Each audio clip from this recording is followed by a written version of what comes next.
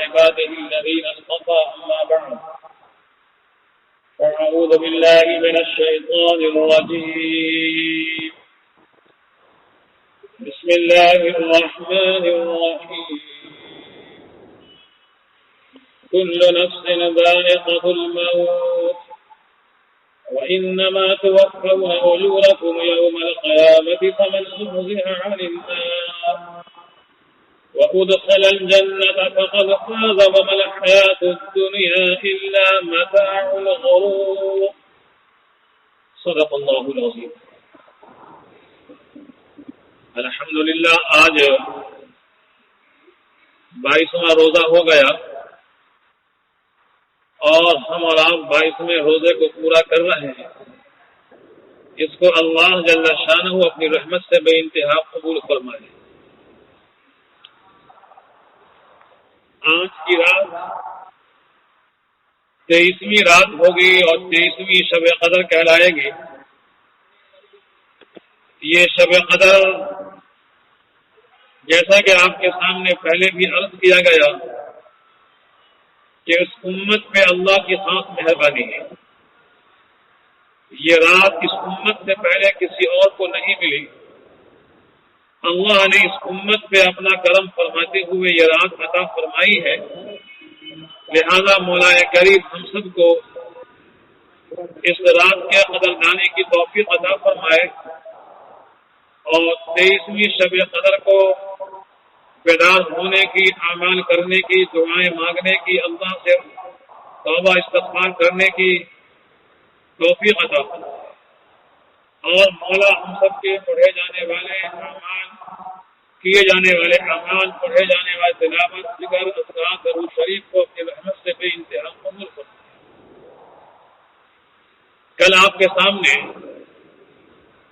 حضور سرور کائنات صلی اللہ تعالی علیہ وسلم کی وفات مبارک کا بیان کر رہا تھا کہ سرکار کی وفات کا حال کیا تھا.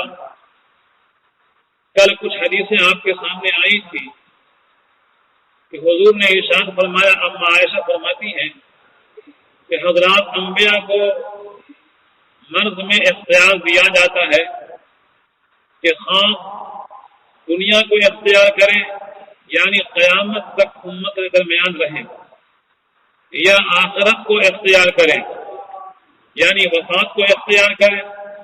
حضرت عائشہ فرماتی ہے کہ جس مرض میں آپ کی وفات ہوئی آپ یہ پڑھتے تھے مع الذین انعم اللہ علیہم من النبیین والصدیقین والشہداء والصالحین.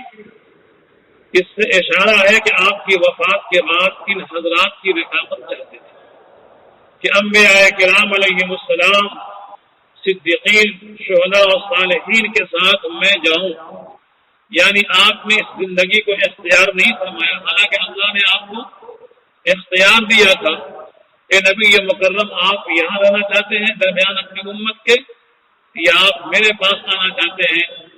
جناب رسول اللہ صلی اللہ علیہ وسلم نے موت کو پسند فرمایا اور پھر آپ کی وفات ہو گئی. صدیقہ عائشہ فرماتی ہے کہ مرض وفات کی تکلیف میں آپ علیہ السلام کے پاس ایک پیالہ رکھا تھا جس میں پانی تھا.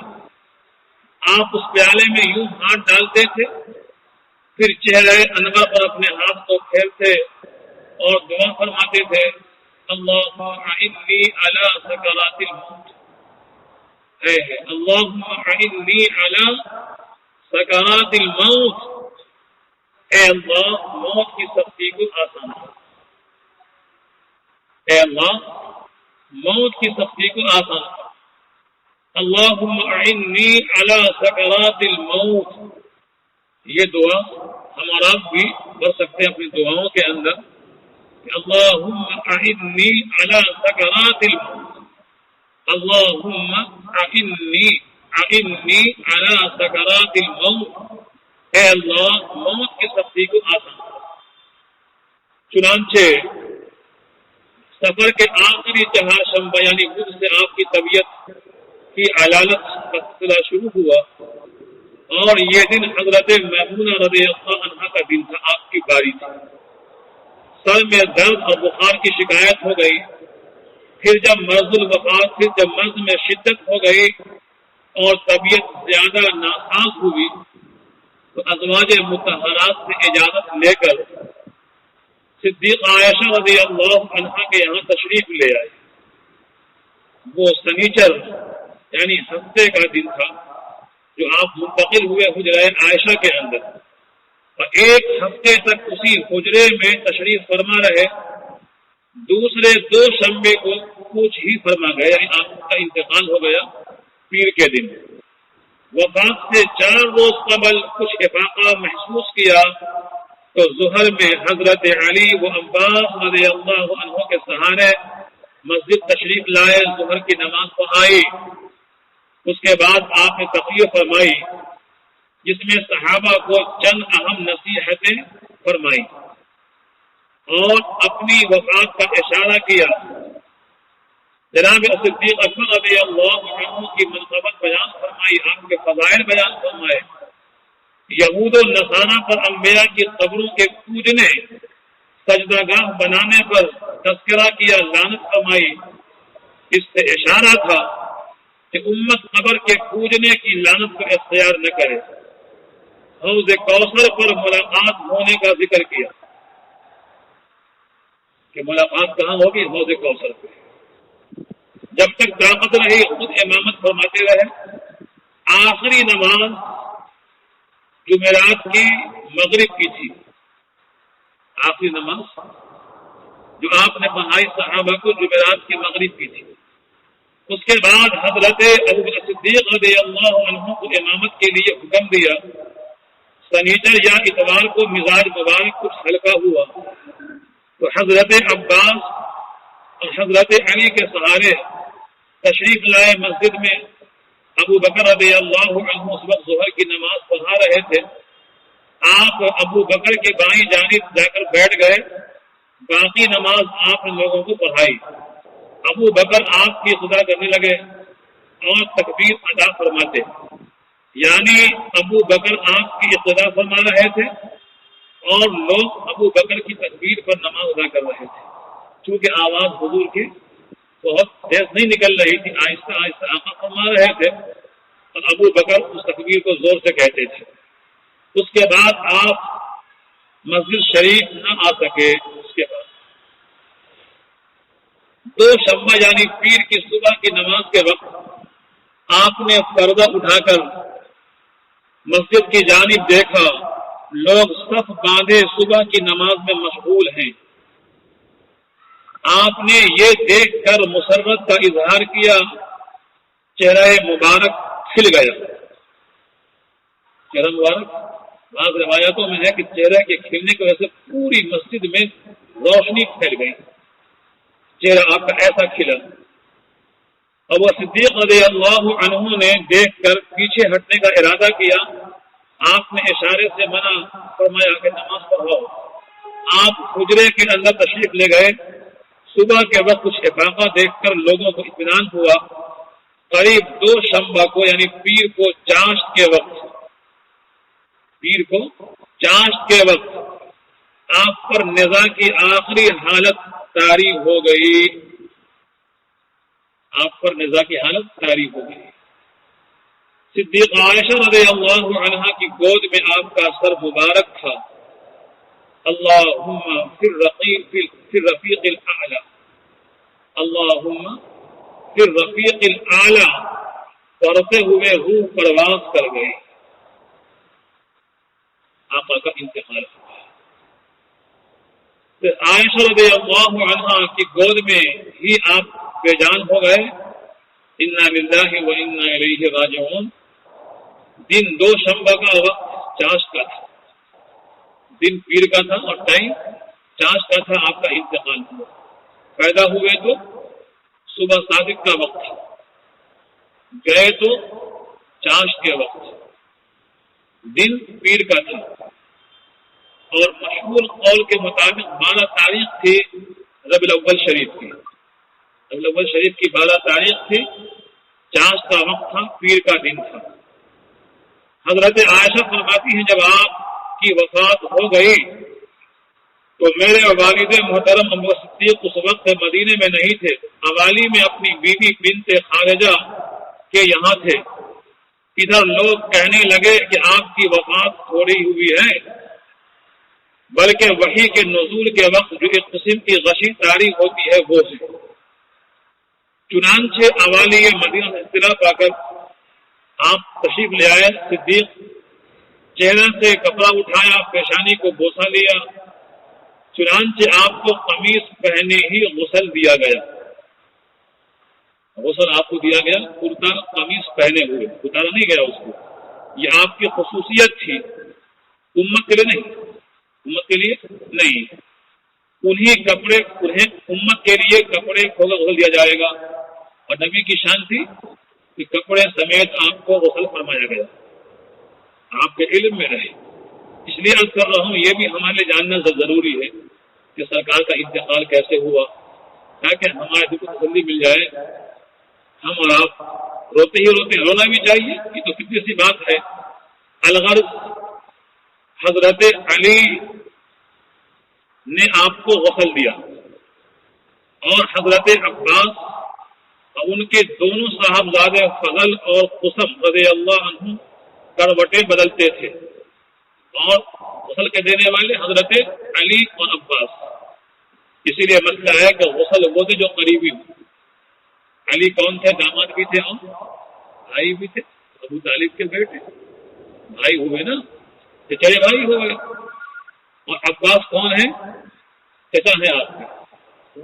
اور حضرت عباس کے دونوں صاحبزادے فضل اور قسم یہ بھی بھائی ہوئے، یہ بھی بھائی ہوئے نا.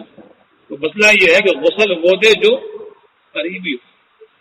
ہم لوگ منتظر رہتے ہیں فلاں صاحب آئیں گے، فلاں صاحب آئیں گے، فلاں صاحب فلاں فلاں فلاں غسل دینے کے لیے. حالانکہ اگر وہ بیٹا یا بیٹا ہے تو باپ کا آخری کام ہے، بھائی ہے تو بھائی کا آخری کام ہے نا، کوئی بھی ہے آخری کام ہے نا. اس غسل کے بعد پھر دوبارہ موقع نہیں ملے گا خدمت کرنے کی. آخری خدمت غسل دینا ہے، کفن دینا ہے. اس لیے چاہیے کہ ہر آدمی طریقہ غسل کو سیکھے. آج کل لوگ کیا سمجھتے ہیں، اگر میں انہیں غسل دیا نا مرنے والے کو تو کہیں ایسا نہ ہو یہ روح ہم کو بھی پکڑ لے گی. ہاں یہ ہو گیا لوگ، یہ ہو گیا ہے. بعض حضرات کو ایسے وہمی ہوتے ہیں کہ جس چارپائی پہ جنازہ لے جاتے ہیں تابوت کے اوپر رکھ کر کے اس کو بھی نہیں چھوتے، ہاتھ نہیں لگاتے اس کو. یہاں تک کہ جس تختے پہ نہلاتے ہیں مرنے والے کو اس تک کو نہیں چھوتے. اور تجھے بھی ایک روز کسی پہ نہانا ہے، اسی پہ جانا ہے. چھونا کوئی مشکل کام تو رہی ہے. تو ہم تو یہ کہتے ہیں کہ ہر آدمی غسل دینے والا ہو. انشاءاللہ اس کا بھی طریقہ آپ کے سامنے بعد میں عرض کروں گا. یہ سبق ہمارا آج کا رہ جائے گا. تو غرض یہ ہے کہ حضرت علی اور حضرت عباس یہ دونوں حضرات غسل دے رہے تھے، اور حضرت فضل اور قسم رضی اللہ عنہ سرکار کو کروٹیں بدل رہے تھے، اور حضرت اسامہ اور شقران پانی ڈال رہے تھے. یہ دونوں آپ کے خادم ہیں. اسامہ بھی خادم ہیں اور شقران بھی آپ کے خادم ہیں. ابن ماجہ میں ہے کہ آپ کس جگہ دفن کیے جائیں، آپ کی قبر کہاں کھودی جائے. لوگوں میں اختلاف پیدا ہو گیا. کسی نے کہا کہ آپ کو مسجد میں دفن کیا جائے، کسی نے کہا کہ آپ کو اصحاب کے ساتھ جنت البقیع میں دفن کیا جائے. اس پر ابو بکر صدیق رضی اللہ عنہ نے فرمایا میں نے رسول اللہ صلی اللہ علیہ وسلم کو فرماتے ہوئے سنا کہ حضرات انبیاء کی وفات جس جگہ ہوتی ہے اسی مقام پہ ان کو دفن کیا جاتا ہے. یہ کس نے کہا؟ ابو بکر نے فرمایا کہ میں نے خود سنا ہے جناب رسول اللہ صلی اللہ علیہ وسلم کہ نبی کا انتقال جہاں ہوتا ہے نا ان کو وہیں دفن کیا جاتا ہے. لہذا آپ کو کی وفات حجرہ عائشہ میں ہوئی تھی، یہیں آپ چارپائی کو تشریف فرما تھے. جس چارپائی پر آپ کی وفات ہوئی اسے حجرہ عائشہ سے اٹھایا گیا اور وہیں قبر کھودی گئی. چنانچہ آپ کی چارپائی ہٹا کر حجرہ عائشہ میں قبر کھودی گئی. قبر وہیں کھودی گئی. یہ بھی خیال رہے کہ مدینہ منورہ میں 2 قسم کی قبر کھودنے کا رواج تھا. وہاں قبر 2 قسم کی کھودتے تھے، ایک بغلی، ایک سیدھا نما، اسے لحد کہتے ہیں. جو ہمارے یہاں کتا ہے نا، یہ لحد ہے. یہ کیا ہے؟ لحد ہے. بغلی کی قبر کسے کہتے ہیں؟ کہ مٹی کو اندر کر کے کھودنا، ایسے اوپر سے کھود کر کے اندر لے جائیں اور پھر اندر سے مٹی کو ہٹائیں. جیسے غار دیکھا نا، غار جیسے ہوتا ہے ویسے. اور پھر میت کو اندر رکھ کر کے سائڈ سے کٹاؤ، پتھر چاہے لکڑی، ایسے ایسے. اسے بغلی قبر بولتے تھے. اور لحد کیسا ہوتا ہے؟ سیدھا قبر جو ہمارے یہاں بنتا ہے. لوگوں کی سمجھ میں نہیں آیا کہ آپ کے لیے کون سی قبر کھودی جائے. ادھر آپ سے کوئی روایت یا کوئی اشارہ بھی موجود نہیں تھا. مہاجرین نے کہا کہ بغلی قبر کھودی جائے، چونکہ مکہ مکرمہ میں ویسی ہی قبر کھودتی تھی بغلی قبر. اور انصار نے کہا کہ مدینے کے طرز پر لحد تیار کی جائے. آپ کے 2 صحابہ تھے نا، مہاجر اور انصار. مہاجر انصار صحابہ. تو مہاجر کیا کہہ رہے تھے کہ جیسے ہمارے وہاں مکے میں قبر کھودی جاتی ہے بغلی، کیونکہ وہاں کی زمین سخت ہوتی ہے، تو جہاں کی زمین سخت ہو تو وہاں قبر ایسے کھودے، کوئی حرج کی بات نہیں. جہاں زمین نرم ہوتی ہے، ہمارے یہاں زمین نرم ہے نا، تو یہاں پہ ہمیں لحد ہی کھودنا چاہیے. مہاجرین نے بغلی قبر کھودی جائے، انصار نے کہا کہ مدینے کے طرز پر لحد تیار کی جائے. چنانچہ ابن ماجہ میں ہے، ابن عباس رضی اللہ عنہ فرماتے ہیں کہ لوگوں نے ابو عبیدہ کی جانب قبر کھودنے کی خبر بھیجی. وہ اہل مکہ کی طرح قبر کھودتے تھے. حضرت ابو عبیدہ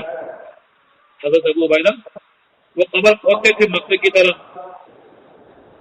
ایسے ہی حضرت ابو طلحہ کو بھی کہلا بھیجا جو قبر کھودنے کے لیے یہ اہل مدینہ کی طرح قبر کھودتے تھے. خبر وہاں بھی گیا، وہاں بھی گیا. اب دیکھیے اللہ کی مرضی، یعنی لحد دونوں کی طرف آدمی بھیجا اور دعا کی کہ اے اللہ اپنے رسول کے لیے بہتر صورت قبول فرما. چنانچہ ابو طلحہ جلدی آ گئے، ابو بکر سے جلدی آ گئے. پہلے کون آئے؟ ابو طلحہ آئے. بس رسول پاک صلی اللہ علیہ وسلم کے لیے لحد نما قبر کھودی گئی، یعنی سیدھی قبر آپ کے لیے کھودی گئی، سیدھی قبر.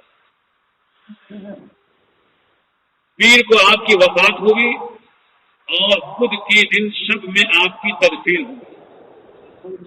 2 دن کے بعد اس کی وجہ ہوئی حضرت علی، حضرت عباس اور اس کے دونوں صاحبزادے فضل اور قسم نے آپ کو قبر میں اتارا. یہاں بھی دیکھیے کہ جو قریبی ہوتے ہیں وہی قبر میں اتارتے ہیں. اور قبر کی اونٹ کی کوہان کی طرح ایک بالش زمین سے قبر کو اونچا کیا گیا اور آخر میں پانی چھڑکا. ابن ماجہ میں ہے کہ آپ خود کی رات کو وسط شب میں عشاء کے بعد دفن کیے گئے. حضرت علی، حضرت عباس، حضرت فضل اور حضرت قسم اور آپ کے خادم شقران نے آپ کو قبر میں اتارا. آپ کے خادم شقران نے آپ کی چادر کو بھی آپ کی قبر میں بچھا دیا تاکہ آپ کے بعد کوئی دوسرا اسے استعمال نہ کرے. ابن ماجہ میں ہے کہ تجہیز و تکفین کے بعد آپ کی چارپائی مبارک کو حجرے میں رکھ دیا گیا. حجرے میں رکھ دیا گیا. لوگ جماعت در جماعت داخل ہوتے رہے اور آپ پر جنازے کی نماز پڑھتے رہے. مردوں کے فارغ ہونے کے بعد پھر عورتیں داخل ہوئی. پھر جب عورتیں فارغ ہو گئی تو بچے داخل ہوئے اور جنازے کی نماز پڑھی. آپ کے جنازے میں کسی نے امامت نہیں فرمائی، تنہا تنہا اکیلے اکیلے ہر ایک نے نماز پڑھی. معلوم کیا ہوا کہ آپ کی جنازے کی نماز جماعت نہیں ہوئی، بلکہ سب سے پہلے حدیث شریف میں آتا ہے کہ فرشتوں نے جنازے کی نماز پڑھی. اس کے بعد جو اجل صحابہ بڑے صحابہ تھے، ابو بکر ہیں، عمر ہیں، عثمان ہیں، علی ہیں، دوسرے اور صحابہ ہیں، انہوں نے نماز پڑھی، پھر مردوں نے نماز پڑھی، پھر جسے میں نے عرض کیا آپ کے سامنے، پھر عورتوں نے نماز پڑھی، یہاں تک کہ اس نماز پڑھنے میں تقریباً 2 دن لگ گئے۔ اس نماز پڑھنے میں 2 دن لگ گئے۔ پیر کو آپ کا انتقال ہوا کب؟ چاشت کے وقت، یاد رہے آپ کا انتقال ہوا چاشت کے وقت پیر کے دن، اور آپ کی تدفین کب ہوئی؟ بدھ کو رات میں، بلکہ بیچ رات میں، وسط شب یعنی رات کے بیچ میں آپ کی تدفین ہوئی۔ ایک کتاب ہے قاضی عیاض، بڑے فائق حضرت، وہ کہتے ہیں کہ آپ پر حقیقتاً نماز جنازہ پڑھی گئی، یہی جمہور کا قول ہے۔ لوگوں نے فردن نماز جنازہ پڑھی، آپ کہتے ہیں کہ آپ پر نماز جنازہ نہیں پڑھی گئی، بلکہ لوگ حجرہ شریفہ میں فوج در فوج داخل ہوتے تھے اور صلاۃ و سلام درود پڑھا کر واپس آ جاتے تھے۔ ایک قول یہ بھی لکھا ہے کہ باقاعدہ جنازے کی نماز نہیں ہوئی، بلکہ لوگ آتے تھے سلام پڑھتے تھے۔ آج تو سلام پڑھتے ہیں نا آپ کی قبر شریف کے اوپر، تو کہتے ہیں ویسے ہی پڑھی گئی، لیکن جمہور کا قول یہ ہے کہ جنازے کی نماز ہوئی بغیر امامت کے، بغیر امامت کے، کیونکہ نبی وردہ فرمائے ہیں، منتقل ہو رہے ہیں۔ ابو درداء رضی اللہ عنہ کی روایت میں ہے، فرمایا رسول اللہ صلی اللہ علیہ وسلم نے، اللہ پاک نے زمین پر حرام کر دیا ہے کہ وہ انبیاء کرام کی جسموں کو کھائے۔ اللہ کے نبی زندہ ہیں، ان کو رزق دیا جاتا ہے۔ نبی اپنی قبروں میں زندہ ہے۔ حضرت اوس ابن اوس کی روایت میں ہے کہ خدا نے زمین پر حرام کر دیا ہے کہ وہ حضرات انبیاء کرام کے جسموں کو کھائے۔ ابن شہاب زہری سے روایت ہے کہ زمین حضرات انبیاء علیہ السلام کے جسموں کو نہیں کھاتی، مٹی تمام بنی آدم کو کھا لیتی ہے، صرف ریڑھ کی ہڈی چھوڑ دیتی ہے۔ اور ملا علی قاری مرقات میں لکھتے ہیں کہ آپ نے ارشاد فرمایا، بے شک اللہ نے زمین پر حرام کر دیا ہے، یعنی اس کو روک دیا ہے کہ حضرات انبیاء کرام علیہ السلام کے جسموں کو وہ کھائے، کیونکہ انبیاء کرام اپنی قبر میں زندہ ہیں، وہ زندہ ہیں۔ علامہ عینی شرح بخاری میں لکھتے ہیں کہ صحیح روایات سے ثابت ہے کہ حضرات انبیاء کرام کے اجسام کو زمین نہیں کھاتی۔ رسول اللہ صلی اللہ علیہ وسلم کا جسم مبارک بالکل تر و تازہ زمین میں موجود ہے، اور صحابہ کرام نے آپ سے پوچھا، ہمارا درود آپ پر کیسے پیش کیا جائے گا؟ جبکہ آپ ریزہ ریزہ ہو چکے ہوں گے، تو آپ نے ارشاد فرمایا کہ اللہ تعالی نے زمین کو حرام کر دیا ہے کہ وہ پیغمبروں کے اجسام کو کھائے۔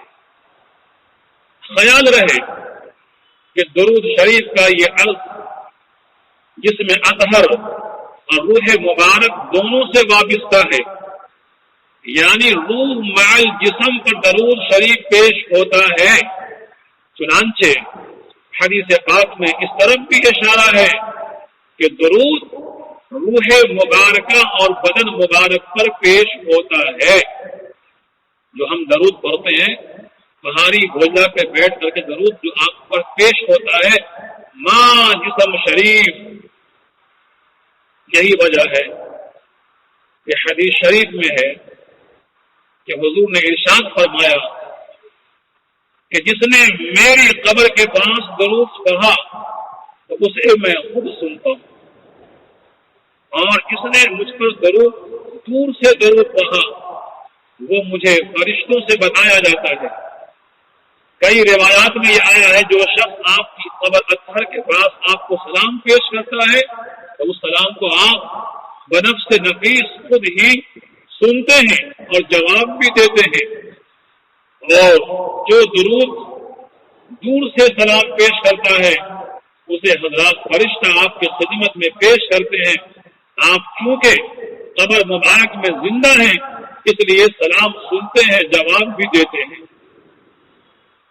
جواب بھی دیتے ہیں۔ آپ قبر کے پاس سلام خود سنتے ہیں، کتابوں میں آتا ہے جس نے مجھ پر میری قبر کے پاس صلاۃ و سلام کہا تو میں خود سنتا ہوں، اور جس نے دور سے کہا وہ مجھے پہنچایا جاتا ہے۔ الغرض حضرات انبیاء کرام علیہ السلام اپنی قبروں میں زندہ ہیں اور نماز بھی پڑھتے ہیں، اہل سنت والجماعت جو حق کی بنیادی اور اساسی عقیدہ ہے کہ تمام انبیاء کرام علیہ السلام اپنی قبروں میں زندہ ہیں۔ حدیث شریف میں ہے اور علماء نے لکھا ہے کہ اپنی قبر میں ایسی حیات اور زندگی کے ساتھ ہیں کہ اس کے بعد موت نہیں، آپ ہمیشہ زندہ رہیں گے، چونکہ تمام انبیاء کرام اپنی قبروں میں زندہ ہیں۔ اور ملا علی قاری کی شرح شفا میں ہے کہ آپ اپنی قبر میں زندہ ہیں جسے تمام پیغمبر اپنی قبروں میں زندہ ہیں۔ علامہ سبکی نے طبقات الکبریٰ میں لکھا ہے کہ ہمارے نزدیک آپ زندہ ہیں، حس و علم سے موصوف ہیں، آپ پر امت کے اعمال پیش کیے جاتے ہیں۔ غرض یہ انبیاء کرام کی بڑی جماعت بلکہ اولیاء کرام اور انبیاء کرام اپنی قبروں میں زندہ ہیں۔ اس پر متفقہ فیصلہ تمام علماء کا ہے، تمام کاملین کا ہے کہ تمام حضرات اپنی قبروں میں زندہ ہیں۔ علامہ عثمانی ہمارے دیوبند کے بڑے عالم تھے، وہ فتح الملہم میں لکھتے ہیں کہ آپ قبر مبارک میں اذان و اقامت کے ساتھ نماز پڑھتے ہیں۔ کیا لکھتے ہیں کہ آپ اپنی قبر شریف میں اذان و اقامت کے ساتھ نماز پڑھتے ہیں۔ معلوم ہونا چاہیے کہ آپ کی حیات جو قبر میں ہے وہ ایک خاص قسم کی حیات ہے، خاص قسم کی حیات ہے۔ غرض یہ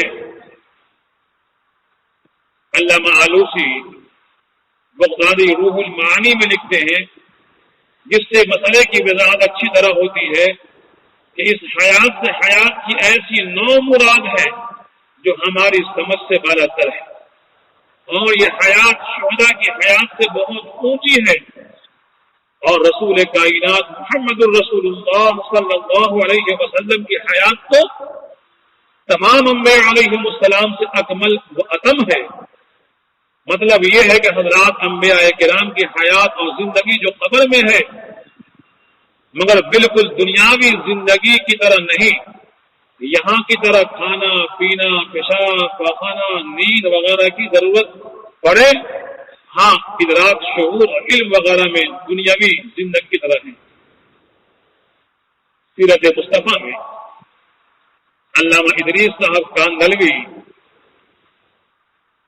آپ علیہ السلام کی حیات پر برزخی کی کیفیت اور تفصیل کرتے ہوئے لکھتے ہیں کہ ان تمام روایتوں سے یہ امر بخوبی واضح ہو گیا کہ رسول اکرم صلی اللہ علیہ وسلم اور دیگر انبیاء کرام اپنی اپنی قبروں میں زندہ ہیں اور ان کے اجسام مبارکہ پوشیدہ اور بالیدہ ہونے سے محفوظ ہیں، اور وفات کے بعد عبادات سے معطل نہیں بلکہ نمازیں پڑھتے ہیں، حج کرتے ہیں، اور اللہ کی طرف سے ان کو رزق ملتا ہے، اور مزار مبارک پر جو شخص حاضر ہو کر صلاۃ و سلام پڑھتا ہے اس کو وہ خود سنتے ہیں، اور امت کے اعمال آپ پر قبر ہی میں پیش کیے جاتے ہیں۔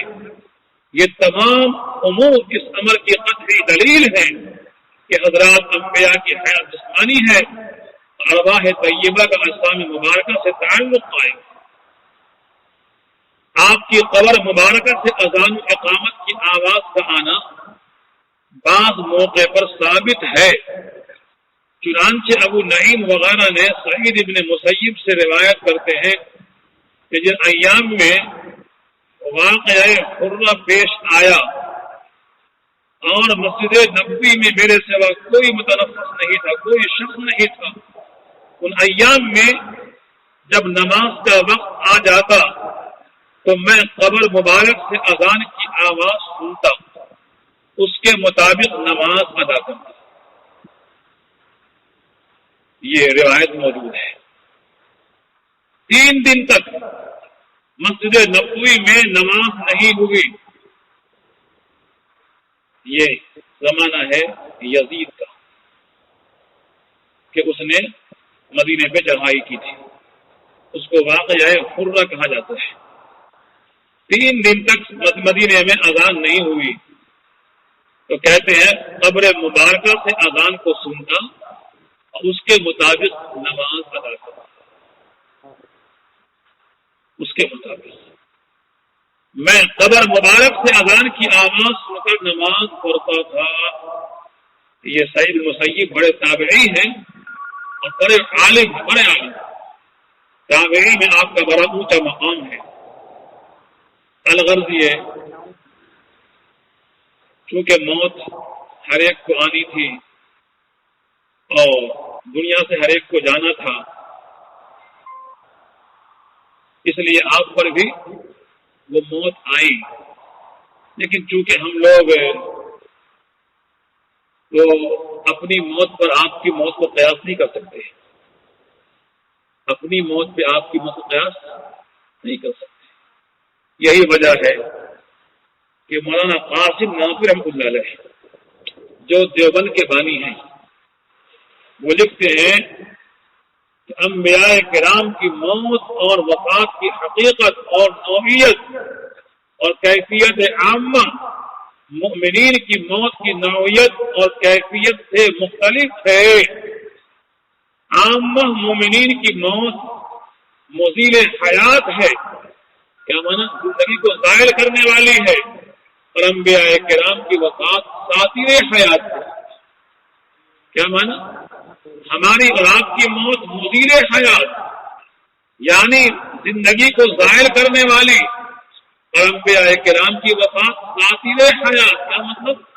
جو زندگی دنیا کی کو چھپانے والی ہے، بس آپ چھپ گئے ہماری نظروں سے، یہ آپ کی موت ہے۔ ہماری موت کو ہے، کیا پیاری سی بات کہتی ہے کہ عام ایمان والوں کی موت مزیل حیات، مزیل حیات کیا مانا؟ کہ زندگی کو زائل کرنے والی، زندگی ختم۔ انبیاء کرام کی موت ساتیر حیات، کہ زندگی کو چھپانے والی ہے، کہ بس ہم سے آپ پردہ فرما گئے، چھپ گئے۔ اسی لیے ہم لوگ کہتے ہیں نا کہ نبی پردہ فرما گئے، مرے نہیں ہیں، نبی ہم سے پردہ فرمائے۔ کیا ہمارے علماء کی بات ہے؟ انبیاء کرام کی موت کی حقیقت صرف اس قدر ہے کہ وہ ہماری نظروں سے پوشیدہ کر دیے گئے، ہم ان کا ادراک اور احساس نہیں کر سکتے، اگرچہ وہ موجود اور زندہ ہیں، اور ہماری نو کا کوئی فرد ان کو دیکھ نہیں سکتا، الا یہ کہ اللہ تعالی اپنے کسی ولی کو بطور کرامت اور خرق عادت وہ حالت بیداری اپنے کسی نبی کی زیارت سے مشرف کر دے تو وہ بات دوسری ہے۔ علامہ سیوطی علیہ الرحمہ، علامہ زرقانی اور علامہ حافظ ابن قیم کے نزدیک بھی یہی مختار ہے کہ انبیاء کرام کی موت کی حقیقت صرف اس قدر ہے کہ وہ ہماری نظروں سے پوشیدہ کر دیے گئے، وہ بلا شبہ زندہ ہیں، ہم اپنی آنکھوں سے ان کی حیات کا مشاہدہ نہیں کر سکتے، جیسے سونے والا زندہ ہوتا ہے مگر ہم اس کی حیات کا ادراک اور شعور نہیں ہوتا۔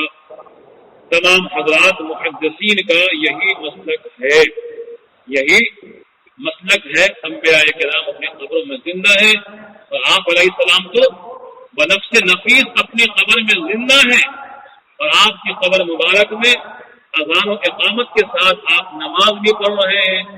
اس کے اوپر میں نے آپ کے سامنے کچھ دلائل بھی کتابوں سے پیش کیے ہیں۔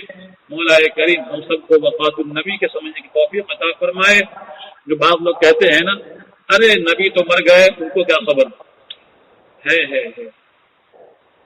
میں آپ کے لیے دعا کر رہا ہوں کہ اللہ سے دعا فرمائے، اے اللہ تو کم سے کم زندگی میں ایک مرتبہ رمضان شریف کا عمرہ عطا فرما ہے۔ یہ سال تو نکل گیا، ایسا معلوم ہوتا ہے کہ نبی علیہ السلام اپنی قبر شریف پہ اوپر تشریف فرمائے اور جو کچھ بھی افطاری کا سامان مہیا کیا جا رہا ہے اس سب کی دیکھ ریکھ آپ خود فرما رہے ہیں۔ بھائی صاحب، لاکھوں کا مجمع ہوتا ہے، لاکھوں کا مجمع، لیکن چونکہ آواز نہیں نکلتی۔ اگر ہمارے یہاں کبھی کسی دعوت پہ 10-20 آدمی شریک ہو جاتے ہیں نا تو آواز نکلتی ہے، لیکن وہاں لاکھوں کا ازدحام ہوتا ہے، مجمع ہوتا ہے، اور دوستوں چونکہ آواز نہیں نکلتی۔ آج 23ویں شب قدر ہے، مولا کریم ہم سب کو اس شب قدر کی خیریت سے، برکت سے مالا مال فرمائے، اور اللہ ہم سب کو اس رات کی قدردانی کی توفیق عطا فرمائے۔ علماء نے 23ویں شب کو جاگنے کے لیے حدیث کی روشنی میں پابندی کے ساتھ تذکرہ فرمایا ہے، اور فرمایا ہے کہ بھائی 23ویں شب، امام شافعی فرماتے ہیں کہ میں نے 23ویں شب کو شب قدر دیکھی ہے، لہذا ہم اور آپ اس بات کی کوشش کریں کہ آج کی یہ رات ہم سب کے لیے باعث برکت ہو، باعث خیر ہو، باعث نجات ہو، ہر بیماریوں سے شفا کا ذریعہ ہو، کیونکہ شب قدر کی راتیں یہ زندگی، رزق، حیات، بیماری، شفا، ان سب کے لیے جو کچھ اللہ سے مانگیں گے اللہ آپ کو عطا فرما دے گا۔ مولا کریم ہم سب کو قبول فرمائے۔ وآخر دعوانا ان الحمد للہ رب العالمین۔ الحمد لله رب العالمين الرحمن الرحيم، والصلاة والسلام على سيد الأنبياء والمرسلين محمد وآله وأصحابه المطهرين۔ رب اجعلني مقيم الصلاة ومن ذريتي ربنا وتقبل دعاء، ربنا أفرغ علينا صبرا وثبت أقدامنا وانصرنا على القوم الكافرين، ربنا لا تؤاخذنا إن نسينا أو أخطأنا، ربنا ولا تحمل علينا إصرا كما حملته على الذين من قبلنا، ربنا ولا تحملنا ما لا طاقة لنا به، واعف عنا واغفر لنا وارحمنا أنت مولانا فانصرنا على القوم الكافرين۔ اے اللہ ہمارے گناہوں کو، اے اللہ ہم سب کے تمام صغائر کبائر عمدن سہوا گناہوں کو، اے اللہ ہم سب کی جانب سے حضور سرور کائنات محمد الرسول اللہ صلی اللہ تعالی علیہ وسلم کی بارگاہ ناز میں درود سلام کا نذرانہ پیش کریں۔ اے اللہ ہم سب کی جانب سے آپ کی بارگاہ میں درود کا تحفہ پیش فرما دیجیے۔ اے اللہ ہم سب کی جانب سے آپ کی نظر درود السلام و الصلاۃ والسلام علیک یا نبی اللہ، اللهم صل علی محمد النبی الأمی وعلى آلہ واصحابہ وسلم تسلیما کثیرا کثیرا۔ اے اللہ اپنے پیارے حبیب محمد الرسول اللہ صلی اللہ تعالی علیہ وسلم کی سنت مستمرہ کو زندہ کرتے ہوئے اے اللہ ہم سب کو شب قدر میں جاگ کر بندگی کی توفیق نصیب، اے اللہ شب قدر میں بیدار ہو کر بندگی کی توفیق نصیب فرما، اے اللہ ہمارے اپنے توفیق نصیب فرما، اے اللہ بیماریوں سے، پریشانیوں سے محفوظ فرما، یا اللہ ہم سب کے والدین کی عزت اقربا کی مغفرت، یا اللہ ہر بیماری کو دور فرما، اے اللہ تو کریم ہے، رحیم ہے، اے اللہ سب کچھ تیرا ہے، ہم بھی تیرے ہیں، اے اللہ زمین تیرا، آسمان تیرا ہے، لوح و قلم تیرے ہیں، شمس و قمر تیرے ہیں، اے اللہ یہ کل کائنات تیرا ہے، اے اللہ اس کا تو اکیلا مالک ہے، ہم بھی تیرے گنہگار سیاہکار بدکار بندے ہیں، اے اللہ ہم نے بہت جرم کیا ہے، بہت گناہ کیے ہیں، اے اللہ آج 22 روزے گزر گئے، ہم نے کوئی نیکی نہیں کی، ہم نے کوئی بھلائی نہیں کی، اے میرے مولا، اے میرے اللہ، اے میرے کریم آقا، اے میرے رحیم آقا، جو کچھ بھی ہم نے اعمال خیر کیا تو جانتا ہے، اے اللہ یہ عمل تو تیری بارگاہ میں قابل قبول ہے کہ نہیں ہمیں کوئی خبر نہیں، اے اللہ ہم لوگ خود اپنے اعمال کے بارے میں جانتے ہیں، اے اللہ ہمارے اعمال تو غیبتوں کے ساتھ ہے، چغلخوریوں کے ساتھ ہے، اے اللہ ہمارے اعمال تو لایانی باتوں کے ساتھ ہے، اے میرے مولا، اے میرے اللہ تجھے تیرے پیارے حبیب کا واسطہ ہے، تجھے تیرے پیارے رسول محمد الرسول اللہ صلی اللہ علیہ وسلم کا واسطہ ہے، اے اللہ ہمارے کل اعمال کو اپنی رحمت سے قبول فرما لے، روزوں کو، تراویح کو، ذکر و اذکار کو قبول فرما دے، اور اللہ آئندہ تمام راتوں کو زندہ کرنے کی توفیق عطا فرما۔ یا اللہ اس موذی امراض سے، وائرس سے ہم سب کی حفاظت فرما، ہر بلاؤں سے، ہر خطاؤں سے ہم سب کی حفاظت فرما۔ اے اللہ جہنم بھی تیرا، جنت بھی تیرا ہے، اے اللہ تیری مرضی ہے، اے اللہ تیری مرضی ہے، اے اللہ تیرے پیارے حبیب محمد رسول اللہ صلی اللہ علیہ وسلم نے پوری رات ان تعذبهم فإنهم عبادك، اے اللہ اگر تو عذاب دینا چاہے تیرے بندے ہیں، تجھے حق حاصل ہے، اے اللہ تیرے بندے ہیں، تیرے غلام ہیں، تو جہاں چاہے پھینک دے، اے اللہ تو جہاں چاہے ڈال دے، جنت بھی تیرا، جہنم بھی تیرا ہے، اے اللہ تیرے پیارے حبیب نے پوری رات ان تعذبهم فإنهم عبادك، اے اللہ اگر تو عذاب دینا چاہے تیرے بندے ہیں، وَإِن تَغْفِرْ لَهُمْ فَإِنَّكَ أَنْتَ الْعَزِيزُ الْحَكِيمُ، اے اللہ تو معاف کر دے، تو زبردست ہے، حکمت والا ہے، اے اللہ اگر تو ہمارے گناہوں کو معاف کرے گا تجھے کوئی پکڑنے والا نہیں، تیرا کوئی ہاتھ پکڑنے والا، تجھے کیوں معاف کر دیا؟ اے اللہ ہم سب کی مغفرت فرما دے، جہنم سے محفوظ فرما لے، اے اللہ جہنم سے محفوظ فرما دے، یا اللہ جہنم سے محفوظ فرما دے، اے اللہ جنت میں عطا فرما، اے اللہ جنت نصیب فرما، اے اللہ ہر ایک کو جنت دے دے، اے اللہ ہر ایک کے لیے جنت کے راستے کو کھول دے، اے اللہ جنت کے راستے کو آسان فرما دے، اے اللہ ہم میں سے ایک کی موت کو آسان فرمانا۔ اللہم اعنی علی سکرات الموت، اے اللہ تیرے پیارے حبیب محمد رسول اللہ صلی اللہ علیہ وسلم یہ جملہ اپنی زبان سے کہتے ہوئے گئے، اللہم اعنی علی سکرات الموت، اے اللہ موت کی سختی کو آسان فرما، یا اللہ موت کی سختی کو آسان فرما، الہی رحمت کا کرم کا معاملہ فرما، الہی انجام بخیر فرما، وصلی اللہ علی خیر خلقہ محمد وآلہ وصحبہ اجمعین برحمتک یا ارحم۔